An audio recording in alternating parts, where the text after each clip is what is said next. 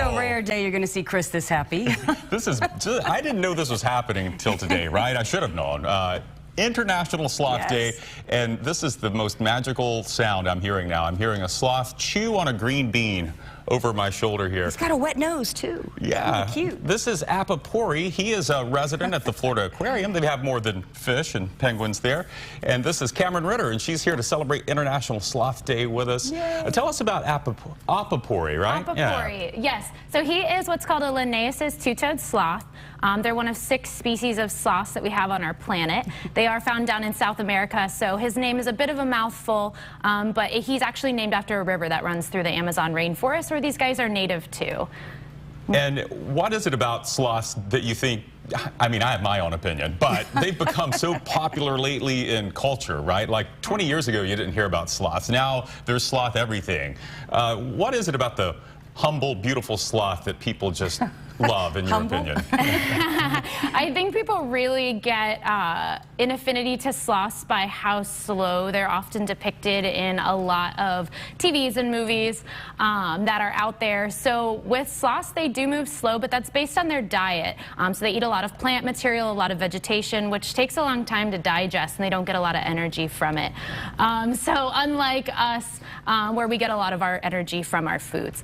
So that also allows them to be easily preyed on if they were to move faster. So moving slow also helps avoid camouflage, predators. Too. They camouflage. So we should say that he's moving a little bit more than normal, probably because there's all these people in the studio, and so he's definitely knows curious. That. And also, I wanted to point out to our viewers, a lot of you have been watching us for a while on the 4. You know Chris is obsessed with sloths, but some of you may just be tuning in and you might not understand his obsession. What's going on? So explain to everybody when and how you fell in love with the sloth. Well, the short story is, I could tell a long one, but it would be slothful and would take too slow. But I just, from a childhood, you know, I had no internet back then.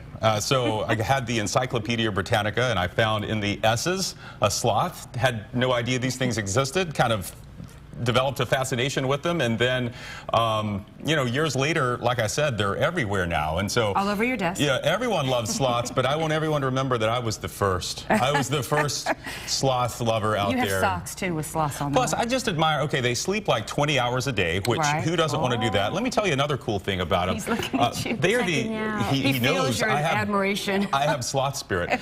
They have their fur. They're the only mammal whose fur grows in the opposite direction, and by that I mean they spend so much of their lives hanging upside down that their fur actually their part of their hair is on their belly, and it grows in the opposite direction, and that acts as like gutters because they live in rainforests, so the rain sheds off of their fur that way. And also their fur is so sometimes full of moss that it contains entire colonies of moths and other insects, and so a sloth is basically a living ecosystem that keeps our planet going. And I love the fact that they only use the bathroom, number 2, once a week.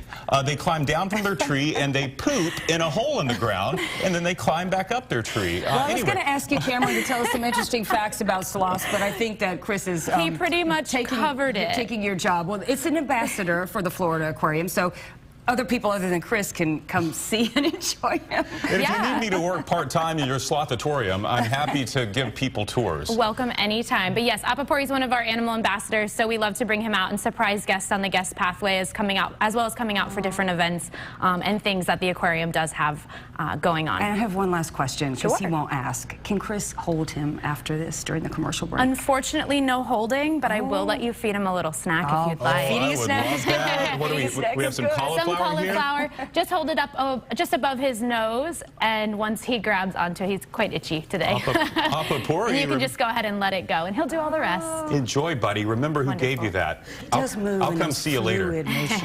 They are amazing animals, and I hope everyone gets a chance to come by the Florida Aquarium and meet Apaporis. Any other sloths there, or is he your lone resident sloth? Just the only sloth that we have, but they live solitary, so he's perfectly content with that. Okay, well, if he ever needs a buddy to hang out with, just know I'm available. We'll call you up. Thank you so much for coming, and we will be right back.